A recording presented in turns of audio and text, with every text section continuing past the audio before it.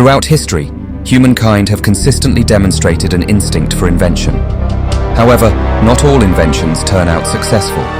Some lead to disastrous outcomes. Today we are going to talk about 5 creators who were killed by their own invention. But before that, if tales of mystery and intrigue captivate you, don't forget to like this video, subscribe to our channel, and hit that bell icon to never miss an update. We post a new video every Thursday. So let's dive into today's stories.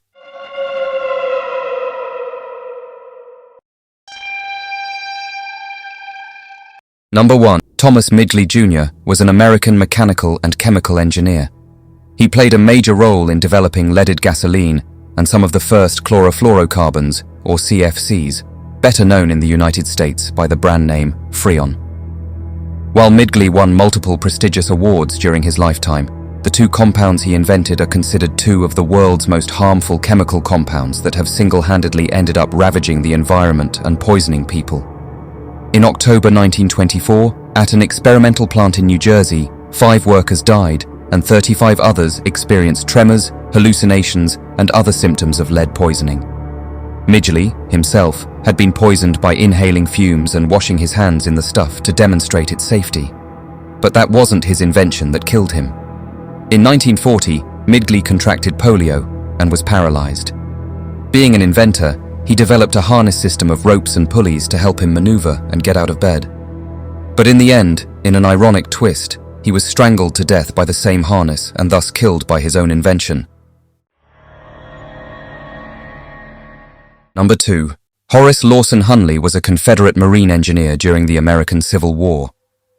He developed early hand-powered submarines, the most famous of which was named after him, called H.L. Hunley. Seeing the importance of the shipping trade, Hunley and his 2 partners, James McClintock and Baxter Watson, set out to create a 3-man vessel that would travel underwater to assist in keeping the vital shipping lanes open for trade with Europe. The 3 men started their ambitious project in 1861. In February of 1862, they tested their new vessel and it proved seaworthy.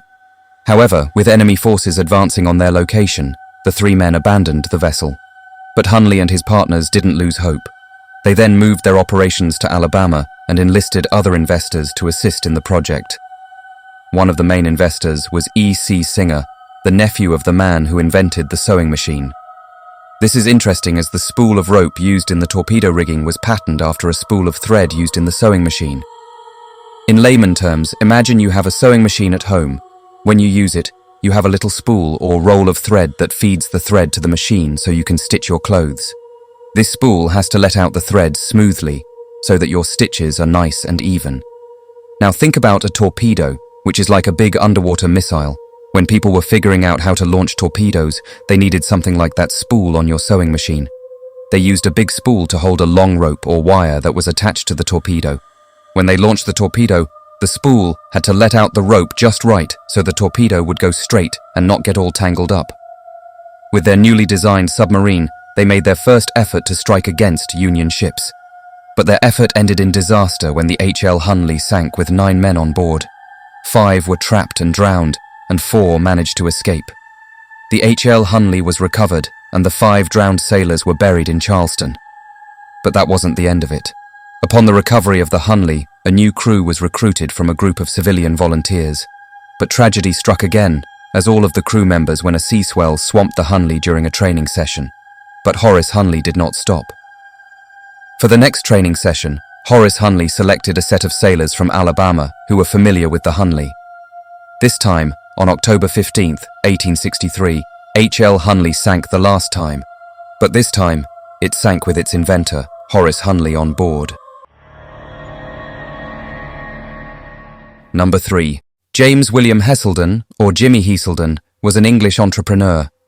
A former coal miner, he became wealthy by manufacturing the Hesco Bastion barrier system, primarily used for semi-permanent blast wall against firearms and military fortifications, primarily used in the Iraq War.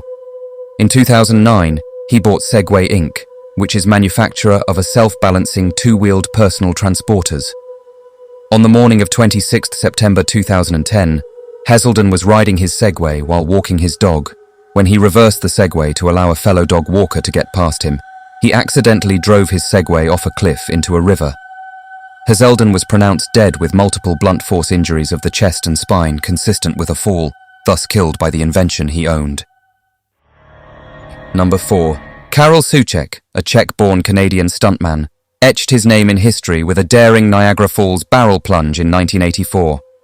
Living in Hamilton, Ontario, Souček meticulously planned his audacious feat. He tested the waters with unmanned barrels and even trialed his barrel's durability off the Niagara escarpment.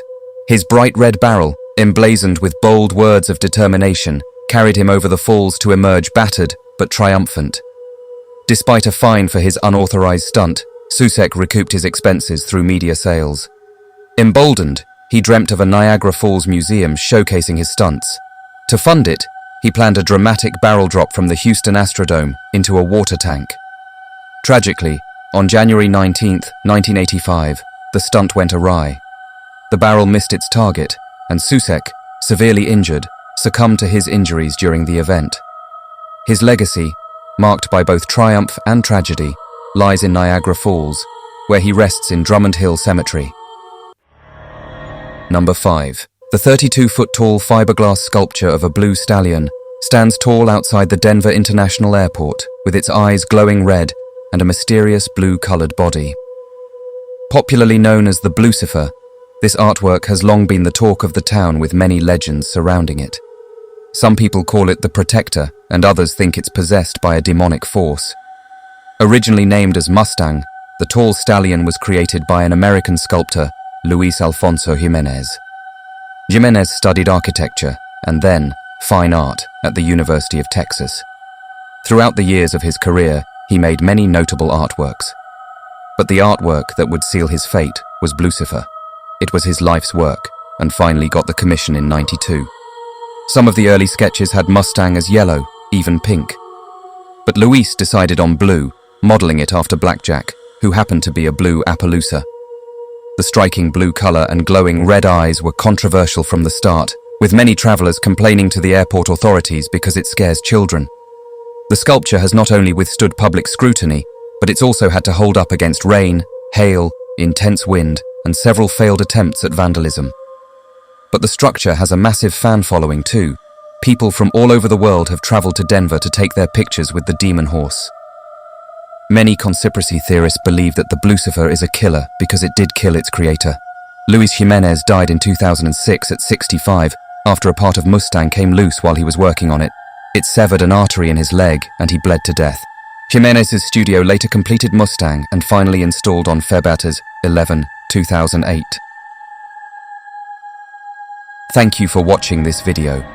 For more content like this, stay tuned and subscribe to our channel. Stay safe, and until the next time.